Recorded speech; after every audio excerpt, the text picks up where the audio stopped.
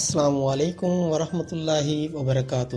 عزیز دوستوں، آج ہم ایک عظیم مسلمان سیاستدان کے بارے میں بات کرنے جا رہے ہیں، جنہوں نے ایک چھوٹی عمر میں پوری دنیا میں سیاحت کو فروغ دیا۔ اس سے پہلے میں آپ سے عرض کرتا ہوں کہ جو دوست اس ویڈیو پہ نیو آئے ہیں یا چینل پہ نیو آئے ہیں، ان سے ریکویسٹ ہے کہ وہ میرے اس چینل کو سبسکرائب لازمی کریں اور ساتھ ہی بیل کے آپشن پہ لازمی کلک کریں تاکہ میری آنے والی ویڈیوز کو وہ پر وقت موصول کر سکیں۔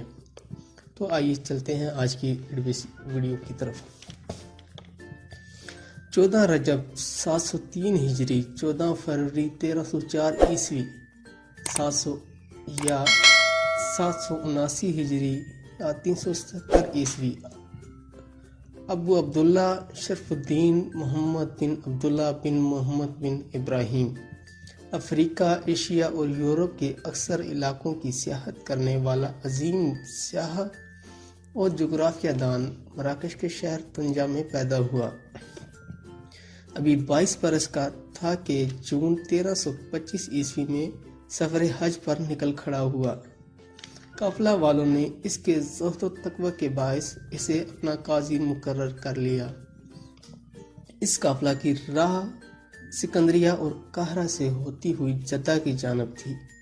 سکندریہ میں ابن بطوطہ کی ملاقات برہان الدین سے ہوئی، جس نے اس کے دل میں چین اور ہندوستان کی سیاحت کا شوق پیدا کر دیا۔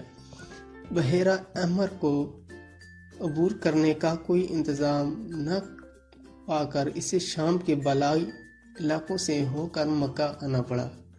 حج سے فارغ ہونے کے بعد ابن بطوطہ معلومہ دنیا کے اس عظیم سفر پر نکل کھڑا ہوا، جس کی روداد آج بھی علماء تاریخ و ادب کے لیے ماخذوں کی ایک سنگ میل کی حیثیت رکھتی ہے۔ ابن بطوطہ کا اگلا سفر عراق اور فارس کے لیے تھا۔ موصول اور دریا بکر سے ہوتا ہوا وہ ایک بار پھر مکہ واپس آیا اور حج کے 2 برس بعد تک یہیں مقیم رہا۔ 1330 عیسوی میں جنوبی عرب، یمن اور اردن سے ہوتا ہوا جنوبی افریقہ، عباسیہ اور مشرقی افریقہ تک گیا۔ واپسی میں عمان اور حرحز کی طرف آ نکلا اور یہاں سے تیسری بار حج کے لیے مکہ کو روانہ ہوا۔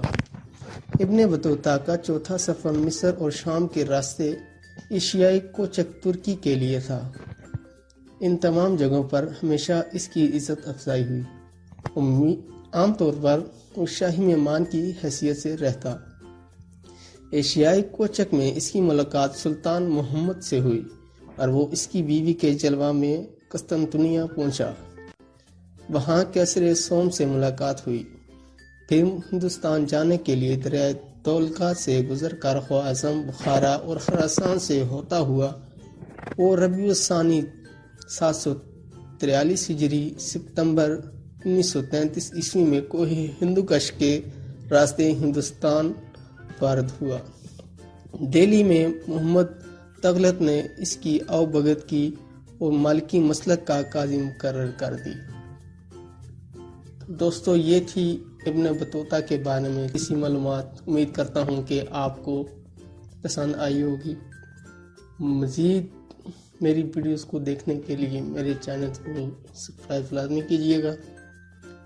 نیکسٹ ویڈیو میں انشاءاللہ کسی اور عظیم مسلمان سائنسدان کے بارے میں یا سیاستدان کے بارے میں آپ کو بتاؤں گا۔ تب تک کے لیے مجھے اجازت دیں۔ اللہ حافظ۔